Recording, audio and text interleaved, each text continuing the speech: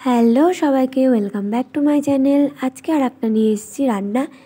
আর তোমরা সবাই ডিমের কারি পছন্দ করো। আমিও আগে ডিম খেতাম না, অনেক ভিডিওতে আমার ডিম কিছু দিতাম না কোনো কিছুতে। তো যাক, আমার একটা ফ্রেন্ড আমাকে জোর করে খাইয়ে তারপর থেকে আমি আস্তে আস্তে আবার খাওয়া শুরু করেছি। মোটামুটি 3 বছর পরে খাচ্ছি আবার। তো আজকে আমি তোমাদেরকে একটা নতুন ইউনিকভাবে ডিমের কারি দেখাবো। ফার্স্টে দেখো, আমি ডিমটাকে সেদ্ধ করে নিয়েছিলাম, আর এখানে ডিমটাকে আমি 2 ভাগে ভাগ করে নিচ্ছি। আর ওখানে আমি কেটে নিয়েছি ছোট ছোট করে পেঁয়াজ কুচি, আর একটা পেস্ট বানিয়ে নেবো। সেটাতে নিয়েছি আদা, রসুন, টমেটো আর লঙ্কা, আর কিছু না, জাস্ট নর্মাল। তো দেখো, আমার ডিমগুলো এখানে 2 পিস করে নিয়েছি। আর এখানে তেল গরম হচ্ছে, তো এর মধ্যে আমি দেবো অল্প লবণ, একটু রং হওয়ার জন্য কাশ্মীরি রেড চিলি পাউডার, আর এখানে একটু হলুদ। তো সবগুলো দেওয়ার পরে আমি তেলে ভালো করে ডিমগুলোকে ভেজে নেব। তোমরা যারা এরকম নর্মাল কারি খাও সেটাও ভালো লাগে, বাট এটা করে দেখবা অনেক টেস্টি লাগে, এটাতে বেশ ভালো লাগে। তো আমি এইভাবে ডিমগুলোকে এপিট ওপিট ভালো করে ভেজে নেব।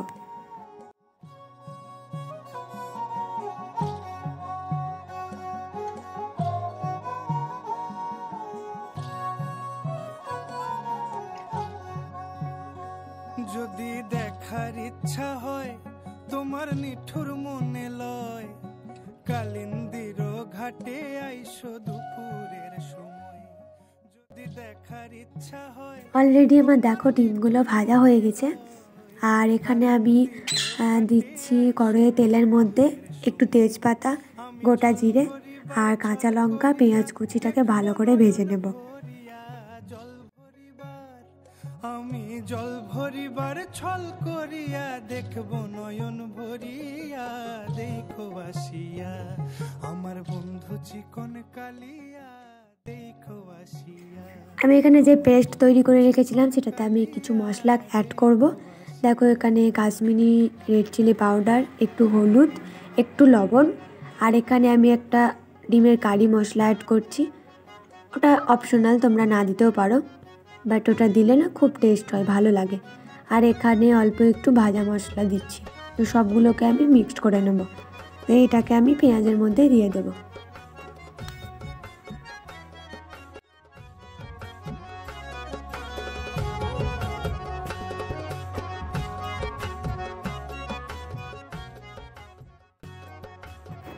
দেখো, মশলাটা ভালো করে কষানো হয়ে যাক, তারপরে আমি অল্প একটু জল দেব, দিয়ে ডিমগুলোকে ছেড়ে দেব।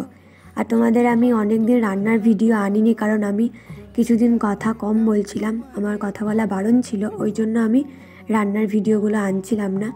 কারণ ঠিক হয় না রান্নার ভিডিওগুলো যদি না বলি, তার জন্য আমার ব্লগ মোটামুটি এসছে, আমার ব্লগ চ্যানেলেও তোমরা দেখতে পাবে। কথা কম বলে আমি ভিডিও করেছি, বাট মোটামুটি লিখে করেছি এরকম। এখন অল্প বলছি। আর দেখো, এখানে আমি যে জলটা অ্যাড করলাম ওটা আমি গরম জল দিয়েছি, কারণ গরম জল দিলে বেশি ভালো হয়। মানে একদম অতটা রান্না হওয়ার পরে যদি ঠান্ডা জল দিই তাহলে একটু হবে, তার জন্য গরম জল দিলাম।